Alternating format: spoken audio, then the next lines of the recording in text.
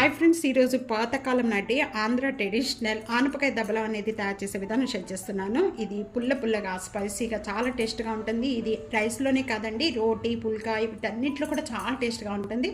తప్పకుండా ఇదే విధంగా ట్రై చేసి మీకు ఎలా ఉందనేది కామెంట్స్లో తెలియజేయండి. నమస్తే, వెల్కమ్ టు ఆనూ'స్ కిచెన్.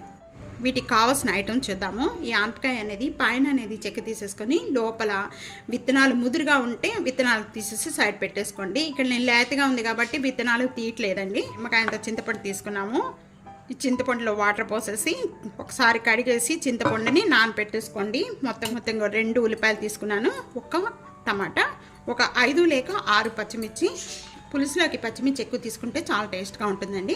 ఇవి కావాల్సిన ఐటమ్. తయారు చేసుకునే విధానం చూద్దాం. ఆనపకాయ దబ్బలానికి పీసెస్ అనేది కొద్దిగా మీడియంగా కట్ చేసుకోవాలండి. సొరకాయ ఈ ఉడికిన తర్వాత ఇంకా బాగా చిన్నగా అయిపోతాయి. అందుకని మీడియం సైజుగా కట్ చేసుకుంటే తినేటప్పుడు చాలా టేస్ట్గా ఉంటాయి. అన్నీ కూడా చిన్న పీసెస్గా అనేది కట్ చేసుకోకూడదు, ఇలా లాంగ్గా కట్ చేసుకోవాలి. పులుసులోకి ఇవన్నీ కూడా కట్ చేసుకునేవన్నీ కూడా కుక్కర్లో యాడ్ చేసేస్తున్నానండి.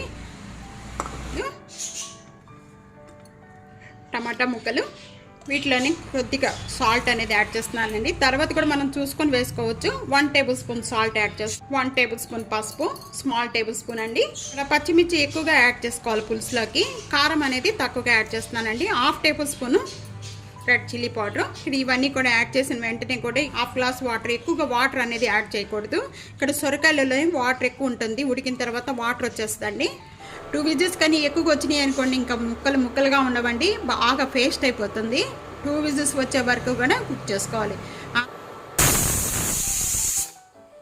2 విజిల్స్ వచ్చేసేయండి. స్టవ్ బంద్ చేసేసుకుందాం. కుక్కర్ బాగా చల్లారిపోయింది. ఇప్పుడు ఓపెన్ చేద్దాం. కానీ వచ్చే వాటర్తో ఈ సొరకాయ అంతా కూడా బాగా ఉడికిపోతుందండి. ఇట్లా ముక్కలుగానే ఉండాలి. ఇక్కడ స్టవ్ మీద పెట్టేసేసుకొని మనం ముందుగా చింతపండు జ్యూస్ తీసి పెట్టుకున్నాము. ఆ చింతపండు జ్యూస్ అంతా కూడా మనకి ఎంత పులుపు కావాలో అంతవరకే వేసుకోవాలండి. కూడా చింతపండు వేసాం కదా, చింతపండు వేసిన తర్వాత ఒక 2 మినిట్స్ వరకు కూడా మగ్గించుకోవాలి. బాగా ఉడుకుతూ ఉండగానే ఇక్కడ ఒక 1/2 టేబుల్ స్పూన్ అనేది బెల్లం యాడ్ చేస్తున్నాను.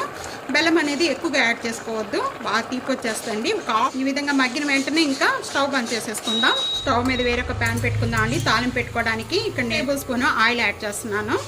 ఈ తాలింపు పెట్టుకునేటప్పుడు మీడియం ఫ్లేమ్లో పెట్టుకోండి. ఆయిల్ బాగా కాయిపోయిన వెంటనే కూడా ఫస్ట్ వెల్లుల్లిపాయ రెబ్బలు తీసుకుందాం. వెల్లుల్లిపాయ రెబ్బలు ఎంత ఎక్కువ వేస్తే అంత టేస్ట్ వస్తుందండి. ఒక 6 లేక 7 వెల్లుల్లిపాయ రెబ్బలు కచ్చిగా ఈ విధంగా నూరుకొని వేసుకోవాలి. 2 ఎండుమిర్చి. ఇక్కడ వెల్లుల్లిపాయ కొద్దిగా కలర్ చేంజ్ అయిపోయిన వెంటనే ఇక్కడ తాలింపు గింజలు, కొద్దిగా మినపప్పు, శనగపప్పు, ఆవాలు, జీలకర్ర ఇవి మొత్తం కూడా వేసేసుకోవాలి.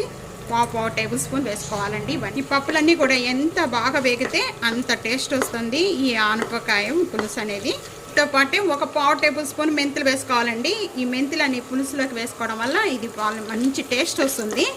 ఈ పప్పులన్నీ కూడా బాగా వేగిపోయాయి. ఈ విధంగా వేగిపోయిన వెంటనే కూడా కొద్దిగా అండి ఇంగువ యాడ్ చేస్తున్నాను. ఇంగువ యాడ్ చేయడం వల్ల చాలా టేస్ట్ వస్తుంది. కొద్దిగా కరివేపాకు కూడా.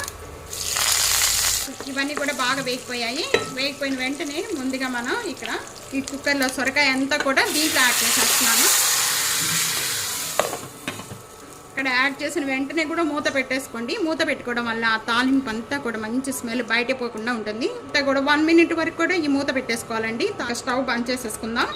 ఇక్కడ 1 మినిట్ అయిపోయిన వెంటనే ఇప్పుడు ఓపెన్ చేద్దాం.